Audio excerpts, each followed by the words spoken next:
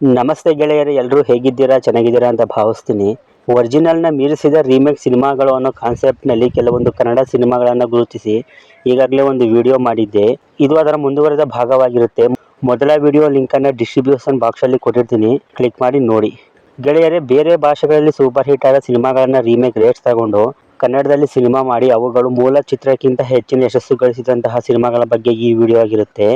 Content ಅರ್ಥ ಆಗಿದೆ ಅಂತ ಅಂದ್ಕೊಳ್ತೀನಿ. ಬನ್ನಿ ಈಗ ವಿಡಿಯೋನ ಶುರು ಮಾಡೋಣ. ಗಜ. ಚಾಲೆಂಜಿಂಗ್ ಸ್ಟಾರ್ ದರ್ಶನ್ ಅವರ ಬ್ಲಾಕ್ ಬಾಸ್ಟರ್ ಸಿನಿಮಾಗಳಲ್ಲಿ ಗಜ ಕೂಡ ಒಂದು. ಇದು ತೆಲುಗಿನ ಭದ್ರಾ ಅನ್ನೋ ಚಿತ್ರದ ರೀಮೇಕ್ ಆಗಿರುತ್ತೆ.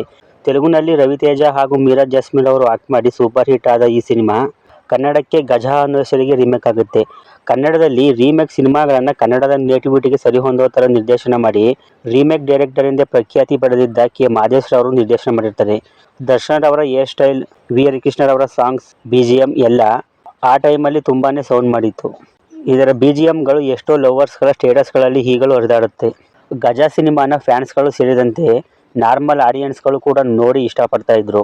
ಇದೊಂದು ರೀಮೇಕ್ ಆದರೂ ಕನ್ನಡದ ನೇಟಿವಿಟಿಗೆ, ಕನ್ನಡದ ಸಿನಿ ರಸಿಕರಿಗೆ ತುಂಬ ಇಷ್ಟವಾಗುವಂತೆ ಕಥೆ, ಚಿತ್ರಕಥೆ ಈ ಸಿನಿಮಾದಲ್ಲಿ ಇತ್ತು. 2008ರಲ್ಲಿ ರಿಲೀಸ್ ಆಗಿ ರೀಮೇಕ್ ಆದರೂ ಕನ್ನಡದ ಒಂದು ಬ್ಲಾಕ್ ಬಾಸ್ಟರ್ ಸಿನಿಮಾವಾಗಿ ಗಜ ಹೆಸರು ಮಾಡುತ್ತೆ. ಕಿರಾತಕ. ಕನ್ನಡ ಇಂಡಸ್ಟ್ರಿಯಲ್ಲಿ ಸ್ಟ್ರಗಲ್ ಮಾಡ್ತಾ ಇದ್ದ ರಾಕಿಂಗ್ ಸ್ಟಾರ್ ಎಸ್ ಅವರಿಗೆ ಒಂದು ಮಹತ್ತರ ಬ್ರೇಕ್ ಕೊಟ್ಟ ಸಿನಿಮಾ ಅಂದರೆ ಅದು ಕಿರಾತಕ. ಈ ಸಿನಿಮಾ ತಮಿಳಿನ ಕಲಾವಾಣಿ ಅನ್ನೋ ಚಿತ್ರದ ರೀಮೇಕ್ ಆಗಿರುತ್ತೆ. ಇದು ಕನ್ನಡದ 3000ನೇ ಸಿನಿಮಾ ಕೂಡ ಆಗಿರುತ್ತೆ. ಮಂಡ್ಯದ ಗ್ರಾಮೀಣ ಭಾಗಗಳಲ್ಲಿ ನಡೆಯುವ ಕಥೆಗಳನ್ನು ತುಂಬಾ ರಿಯಲಿಸ್ಟಿಕ್ ಆಗಿ ಈ ಸಿನಿಮಾದಲ್ಲಿ ತೋರಿಸಲಾಗಿತ್ತು. ಕಾಮಿಡಿ ಆ್ಯಕ್ಟರ್ ಚಿಕ್ಕಣ್ಣನನ್ನು ಜನ ಈ ಸಿನಿಮಾದಿಂದಲೇ ಗುರುತಿಸಿದ್ರು ಅಂದರೆ ತಪ್ಪಾಗಲ್ಲ.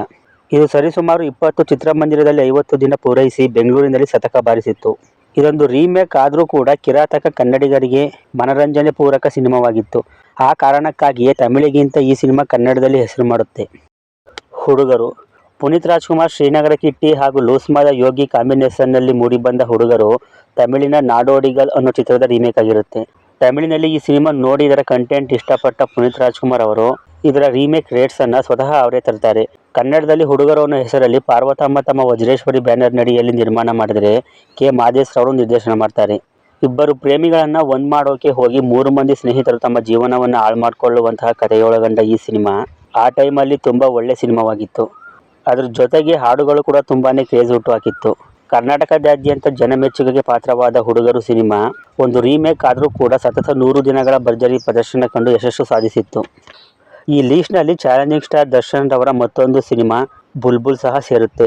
ದರ್ಶನ್ ಅವರ ಹೋಮ್ ಬ್ಯಾನರ್ನಲ್ಲೇ ತಯಾರಾದ ಈ ಸಿನಿಮಾದಿಂದ ರಚಿತಾ ರಾಮ್ ಅಂತಹ ಪ್ರತಿಭಾವಂತ ಕಲಾವಿದೆ ಕನ್ನಡ ಚಿತ್ರರಂಗಕ್ಕೆ ಪರಿಚಯ ಆಗ್ತಾರೆ. ಇದು ಪ್ರಭಾಸ್ ಅವರ ಡಾರ್ಲಿಂಗ್ ಅನ್ನೋ ತೆಲುಗು ಚಿತ್ರದ ರೀಮೇಕ್ ಆಗಿರುತ್ತೆ.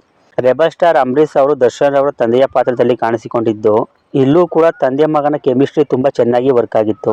ಸಿನಿಮಾಗೆ ಬುಲ್ಬುಲ್ ಅನ್ನೋ ಟೈಟಲ್ ಫಿಕ್ಸ್ ಆದಾಗಿನಿಂದಲೇ ಇದರ ಕ್ರೇಜ್ ಶುರುವಾಗಿತ್ತು. ವಿ. ಹರಿಕೃಷ್ಣರವರ ಹಾಡುಗಳು ಕೂಡ ಸಿಕ್ಕಾಪಟ್ಟೆ ಸೌಂಡ್ ಮಾಡಿದ್ವು. ಅದರಲ್ಲೂ ಬುಲ್ಬುಲ್ ಮಾತಾಡಕ್ಕಿಲ್ವಾ ಅನ್ನೋ ಸಾಂಗ್ ಸಿನಿಮಾಗೆ ಹೆಚ್ಚಿನ ಪ್ರಚಾರ ತಂದುಕೊಟ್ಟಿತ್ತು. ಫ್ಯಾಮಿಲಿ ಆಡಿಯನ್ಸ್ಗಳಿಗೆ ಇಷ್ಟವಾಗುವಂತಹ ಅಂಶ, ಯೂತ್ಗಳು ಥಿಯೇಟರ್ನಲ್ಲಿ ಕೂತು ಎಂಜಾಯ್ ಮಾಡಿಕೊಂಡು ಸಿನಿಮಾ ನೋಡುವಂತಹ ಅಂಶ ಎಲ್ಲ ಈ ಸಿನಿಮಾದಲ್ಲಿ ತುಂಬ ಚೆನ್ನಾಗಿ ವರ್ಕ್ ಆಗಿತ್ತು.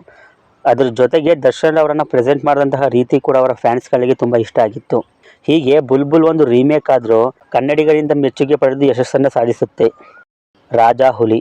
ರಾಕಿಂಗ್ ಸ್ಟಾರ್ಗೆ ಫ್ಯಾನ್ಸ್ಗಳನ್ನು ಕ್ರಿಯೇಟ್ ಮಾಡಿದಂತಹ ಸಿನಿಮಾ ಅಂದರೆ ಅದು ರಾಜಾ ಹುಲಿ. ಈಗ ರಾಕಿಂಗ್ ಸ್ಟಾರ್ ಎಸ್ ಅವರು ಎಷ್ಟೇ ದೊಡ್ಡ ಮಟ್ಟಿಗೆ ಬೆಳೆದರೂ ಅವರ ಸಿನಿ ಜರ್ನಿಯಲ್ಲಿ ರಾಜಾ ಹುಲಿ ಎಂದೂ ಮರೆಯದ ಒಂದು ಅದ್ಭುತ ಸಿನಿಮಾ ಅಂದರೆ ತಪ್ಪಾಗಲ್ಲ. ಇದು ತಮಿಳಿನ ಸುಂದರ ಪಾಂಡಿಯನ್ ಅನ್ನೋ ಚಿತ್ರದ ರೀಮೇಕ್ ಆಗಿರುತ್ತೆ. ರೀಮೇಕ್ ಆದರೂ ಕೂಡ ಈ ಸಿನಿಮಾ ನಮ್ಮ ಗ್ರಾಮೀಣ ಭಾಗದ ನೇಟಿವಿಟಿಗೆ ಸರಿ ಹೊಂದೋ ಥರ ಇತ್ತು. ಅದರಲ್ಲೂ ಮಂಡ್ಯ ಭಾಗದ ಹಳ್ಳಿಗಳಲ್ಲಿ ನಡೆಯುವ ಕಥೆಯನ್ನು ತುಂಬ ರಿಯಲಿಸ್ಟಿಕ್ ಆಗಿ ರಾಜಾ ಹುಲಿ ಸಿನಿಮಾದಲ್ಲಿ ತೋರಿಸಲಾಗಿತ್ತು. ಯಶ್ ಅವರ ಲುಕ್, ಮ್ಯಾನರಿಸಮ್, ಡೈಲಾಗ್ ಎಲ್ಲ ಯೂತ್ಗಳನ್ನು ಅಟ್ರಾಕ್ಟ್ ಮಾಡಿತ್ತು. ಈ ಕಾರಣಕ್ಕಾಗಿಯೇ ಮಂಡ್ಯ ಮತ್ತು ಮೈಸೂರು ಭಾಗಗಳಲ್ಲಿ ಯಶ್ ಅವರಿಗೆ ಅಭಿಮಾನಿಗಳು ಉಟ್ಕೊಳ್ತಾರೆ. ರಾಜಾ ಹುಲಿ ಅಂದರೆ ಯಶ್, ಯಶ್ ಅಂದರೆ ರಾಜಾ ಹುಲಿ ಅನ್ನೋ ಥರ ಈ ಸಿನಿಮಾದಿಂದ ಯಶ್ ಅವರ ಮಾರ್ಕೆಟಿಂಗ್ ಚೇಂಜ್ ಆಗುತ್ತೆ. ಯಶ್ ಅವರ ಯಶಸ್ಸಿನ ಉತ್ತುಂಗಕ್ಕೇರಲು ರಾಜಾ ಹುಲಿ ಮೊದಲ ಹೆಜ್ಜೆ ಅಂದರೆ ತಪ್ಪಾಗಲ್ಲ. ಇದೊಂದು ರೀಮೇಕ್ ಆದರೂ ಕನ್ನಡದ ಮಟ್ಟಿಗೆ ಇದೊಂದು trade mark cinema. Kempegowda. Kichcha Sudeep ಅವರ ಬೆಸ್ಟ್ ಪರ್ಫಾರ್ಮೆನ್ಸ್ ಸಿನಿಮಾ ಯಾವುದು ಅಂತ ಯಾರಾದರೂ ಕೇಳಿದ್ರೆ ಇದೇ ಅಂತ ಬೆರಳು ಮಾಡಿ ತೋರಿಸಲು ತುಂಬಾ ಕಷ್ಟ ಆಗುತ್ತೆ. ಯಾಕಂದರೆ ಯಾವುದೇ ಪಾತ್ರವಾದರೂ ಅವರ ಸ್ಟೈಲ್ನಿಂದ, ಮ್ಯಾನರಿಸಮ್ನಿಂದ ಆ ಪಾತ್ರಕ್ಕೆ ಜೀವ ತುಂಬ್ತಾರೆ ಕಿಚ್ಚ ಸುದೀಪ್ ಅವರು. ಅದರಲ್ಲಿ ಕೋಪದಲ್ಲಿ ಡೈಲಾಗ್ ಹೇಳಿಕೊಂಡು ಮಾಡೋ ಪರ್ಫಾರ್ಮೆನ್ಸ್ ಅಂತೂ ನನಗೆ ಪರ್ಸನಲ್ ಆಗಿ ತುಂಬ ಇಷ್ಟ ಆಗುತ್ತೆ. ನಾನು ಇಷ್ಟಪಡೋ ಸುದೀಪ್ ರವರನ್ನು ಕೆಂಪೇಗೌಡ ಸಿನಿಮಾದಲ್ಲಿ ನೋಡಬಹುದು. ಇದು ತಮಿಳಿನ ಸೂರ್ಯರವರ ಸಿಂಗಮ್ ಅನ್ನೋ ಚಿತ್ರದ ರೀಮೇಕ್ ಆಗಿರುತ್ತೆ. ಇದನ್ನು ಸ್ವತಃ ಕಿಚ್ಚ ಸುದೀಪ್ ಅವರು ನಿರ್ದೇಶನ ಮಾಡಿರ್ತಾರೆ. ತಮಿಳಿನಲ್ಲಿ ಸಿಂಗಂ ಬ್ಲಾಕ್ ಬಾಸ್ಟರ್ ಸಿನಿಮಾವಾಗಿರುತ್ತೆ. ಅದನ್ನು ಕನ್ನಡದಲ್ಲಿ ರೀಮೇಕ್ ಮಾಡಿ ತಮ್ಮ ಆ್ಯಕ್ಟಿಂಗ್ ಸ್ಟೈಲ್ನಿಂದ ಮೂಲ ಚಿತ್ರದ ಥರಾನೇ ಕನ್ನಡದಲ್ಲೂ ಬ್ಲಾಕ್ ಬಾಸ್ಟರ್ ಸಿನಿಮಾವಾಗುವಂತೆ ಮಾಡ್ತಾರೆ ಕಿಚ್ಚ ಸುದೀಪ್ ಅವರು. ಈ ಸಿನಿಮಾದಿಂದ ರವಿಶಂಕರ್ ಅಂತಹ ಮಹಾನ್ ಕಲಾವಿದ ಮುನ್ನೆಲೆಗೆ ಬರ್ತಾರೆ. ಅರ್ಜುನ್ ಜನ್ಯರ್ ಅವರ ಬ್ಯಾಕ್ಗ್ರೌಂಡ್ ಮ್ಯೂಸಿಕ್ ಆ ಟೈಮಲ್ಲಿ ಹೊಸ ಅನುಭವ ಕೊಡ್ತಾ ಇತ್ತು. Fast screen play, Kichcha Sudeep ರವರ ಆ್ಯಕ್ಟಿಂಗ್, ಪೊಲೀಸ್ ಇನ್ವೆಸ್ಟಿಗೇಷನ್ ಮಾಡುವಂತಹ ರೀತಿ ಎಲ್ಲ ಸೇರಿ ಕನ್ನಡದಲ್ಲಿ ಇದೊಂದು ಹೊಸ ಪ್ರಯತ್ನದಂತೆ ಗೋಚರಿಸಿತ್ತು. ಈ ಸಿನಿಮಾ ಸಿಂಗಂಗಿಂತ ದುಡ್ಡು ಮಾಡ್ತು ಹೆಸರು ಮಾಡ್ತು ಅಂತ ಹೇಳೋಕ್ಕೆ ಆಗಲ್ಲ. ಆದರೆ ಕನ್ನಡದ ಮಟ್ಟಿಗೆ ಇದೊಂದು ಬ್ಲಾಕ್ ಬಾಸ್ಟರ್ ಸಿನಿಮಾವಾಗಿ ಹೊರಹೊಮ್ಮುತ್ತೆ. ರವಿಶಂಕರ್ ಅವರ ದಶಕಗಳ ಪ್ರಯತ್ನಕ್ಕೆ ಕನ್ನಡದ ಕೆಂಪೇಗೌಡ ಬ್ರೇಕ್ ಕೊಡುತ್ತೆ. ಆಪ್ತ ಮಿತ್ರ. ಹಾರರ್ ಕಂಟೆಂಟ್ ಇರುವ ಸಿನಿಮಾಗಳು ಕನ್ನಡದಲ್ಲಿ ಅಲ್ಲಿಯವರೆಗೆ ತುಂಬಾ ಬಂದಿತ್ತು. ಆದರೆ ಹಾರರ್ ಕಥೆಗೆ ಮೈಥಲಾಜಿಕಲ್ ಹಾಗೂ ಸೈಕಲಾಜಿಕಲ್ನ ಬ್ಲೆಂಡ್ ಮಾಡಿ ತೆಗೆದ ಈ ಸಿನಿಮಾ ಆ ಟೈಮಲ್ಲಿ ಒಂದು ವಿಭಿನ್ನ ಪ್ರಯತ್ನವಾಗಿತ್ತು. ಆದರೆ ಇದೊಂದು ಮಲಯಾಳಂ ರೀಮೇಕ್ ಆಗಿರುತ್ತೆ. 1993ರಲ್ಲಿ ಮಲಯಾಳಂನಲ್ಲಿ ಬಂದ ಮಣಿ ಚಿತ್ರತಾಳ್ ಅನ್ನೋ ಚಿತ್ರದ ರೀಮೇಕ್ ಆಗಿರುತ್ತೆ ಈ ಸಿನಿಮಾ. 11 ವರ್ಷಗಳ ಬಳಿಕ ಕನ್ನಡಕ್ಕೆ ಇದನ್ನು ರೀಮೇಕ್ ಮಾಡ್ತಾರೆ. ಈ ಸಿನಿಮಾ ಕನ್ನಡದಲ್ಲಿ ಈ ಮಟ್ಟಿಗೆ ಯಶಸ್ಸು ಕಾಣೋಕೆ ವಿಷ್ಣುವರ್ಧನ್ ರವರು ಎಷ್ಟು ಮುಖ್ಯನೋ ಅಷ್ಟೇ ಸೌಂದರ್ಯರವರು ಕೂಡ ಮುಖ್ಯ ಅಂದರೆ ತಪ್ಪಾಗಲ್ಲ. ಸೌಂದರ್ಯರವರ ಪರ್ಫಾರ್ಮೆನ್ಸ್ ಸಿನಿಮಾಗೆ ತುಂಬ ವ್ಯಾಲ್ಯೂನ ಆ್ಯಡ್ ಮಾಡಿತ್ತು. ಸೌಂಡ್ ಡಿಸೈನಿಂಗ್, ಕಥೆ, ಚಿತ್ರಕಥೆ ಎಲ್ಲ ಈಗ ನೋಡಿದರೂ ಅಷ್ಟೇ ಫೀಲ್ ಕೊಡುತ್ತೆ. ಲಾಸ್ನಲ್ಲಿದ್ದ ದ್ವಾರ್ಕೀಸ್ ಪಿಕ್ಚರ್ಗೆ ಈ ಸಿನಿಮಾ ದೊಡ್ಡ ಮಟ್ಟದಲ್ಲಿ ಲಾಭ ತಂದುಕೊಟ್ಟಿತ್ತು. ಈ ಸಿನಿಮಾ ಮಲಯಾಳಂಗಿಂತಲೂ ಕನ್ನಡದಲ್ಲಿ ಹಿಟ್ ಆದದನ್ನು ನೋಡಿ ಚಂದ್ರಮುಖಿ ಅನ್ನೋ ಹೆಸರಿಗೆ ತಮಿಳಿಗೆ ರಜನಿಕಾಂತ್ ರವರು ರೀಮೇಕ್ ಮಾಡ್ತಾರೆ. ಪೊರ್ಕಿ. ದರ್ಶನ್ ರವರ ಕೈ ಹಿಡಿದ ರೀಮೇಕ್ ಚಿತ್ರಗಳಲ್ಲಿ ಪೊರ್ಕಿ ಕೂಡ ಒಂದು. ಇದನ್ನು ಮೊದಲಿಗೆ 2006ರಲ್ಲಿ ಮಹೇಶ್ ಬಾಬು ರವರು ಪೋಕಿರಿ ಅಂತ ತೆಲುಗುನಲ್ಲಿ ಸಿನಿಮಾ ಮಾಡಿರ್ತಾರೆ. ಅಲ್ಲಿ ಈ ಸಿನಿಮಾ ಇಂಡಸ್ಟ್ರಿ ಹಿಟ್ ಎಂದು ಗುರುತಿಸಿಕೊಳ್ಳುತ್ತೆ. ನಂತರ 2007ರಲ್ಲಿ ತಮಿಳಿನಲ್ಲಿ ಪೋಕಿರಿ ಅನ್ನೋ ಹೆಸರಲ್ಲಿ ದಳಪತಿ ವಿಜಯ್ ರವರು ರೀಮೇಕ್ ಮಾಡ್ತಾರೆ.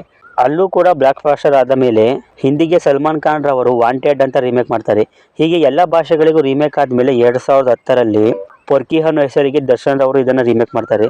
ದರ್ಶನ್ ಅವರ ಪರ್ಫಾರ್ಮೆನ್ಸ್, ವಿ ಹರಿಕೃಷ್ಣರವರ ಹಾಡುಗಳಿಂದ ಕನ್ನಡದ ನೇಟಿವಿಟಿಗೆ ಸರಿಹೊಂದೋ ಥರ ಈ ಸಿನಿಮಾ ತಯಾರಾಗಿರುತ್ತೆ. ನಿರ್ದೇಶಕ ಎಂ ಡಿ ಶ್ರೀಧರ್ ಅವರು ಕನ್ನಡಿಗರ ಸದಿಭಿರುಚಿಗೆ ತಕ್ಕನಾಗಿ ಮೇಕಿಂಗ್ನಲ್ಲಿ ಚೇಂಜ್ ಮಾಡಿರ್ತಾರೆ. ಹಾಗಾಗಿ ಇದೊಂದು ರೀಮೇಕ್ ಆದರೂ ಕನ್ನಡದ ಮಟ್ಟಿಗೆ ಪೊರ್ಕಿ ಒಂದು ಬ್ಲಾಕ್ ಬಾಸ್ಟರ್ ಸಿನಿಮಾ ಎಂದೇ ಕರೆಸಿಕೊಳ್ಳುತ್ತೆ. ದೃಶ್ಯ. ರವಿಚಂದ್ರನ್ ರವರ ಇತ್ತೀಚೆಗೆ ಸೂಪರ್ ಹಿಟ್ ಆದ ಸಿನಿಮಾಗಳು ಯಾವುದು ಅಂತ ನೋಡಿದಾಗ ನಮಗೆ ಸಿಗೋದೇ ದೃಶ್ಯ. ಇದು ಮಲಯಾಳಂನ ದೃಶ್ಯಂ ಅನ್ನೋ ಚಿತ್ರದ ರೀಮೇಕ್ ಆಗಿರುತ್ತೆ. ಅಲ್ಲಿ ಈ ಸಿನಿಮಾ ಬ್ಲಾಕ್ ಬಾಸ್ಟರ್ ಆದ ಮೇಲೆ ತೆಲುಗು, ತಮಿಳು, ಹಿಂದಿ ಭಾಷೆಗಳಿಗೆ ರೀಮೇಕ್ ಮಾಡ್ತಾರೆ. ಅದೇ ರೀತಿ ಕನ್ನಡಕ್ಕೆ ದೃಶ್ಯ ಅನ್ನೋ ಹೆಸರಿಗೆ ರೀಮೇಕ್ ಮಾಡ್ತಾರೆ. ಹಿಂದೆಂದೂ ಮಾಡಿರದ ಪಾತ್ರದಲ್ಲಿ ರವಿಚಂದ್ರನ್ ರವರು ಕಾಣಿಸ್ಕೊಳ್ತಾರೆ. ವಯಸ್ಸಾದ 2 ಹೆಣ್ಣು ಮಕ್ಕಳ ತಂದೆಯಾಗಿ ರವಿಚಂದ್ರನ್ ರವರು ತುಂಬ ಚೆನ್ನಾಗಿ ಆ್ಯಕ್ಟ್ ಮಾಡಿರ್ತಾರೆ.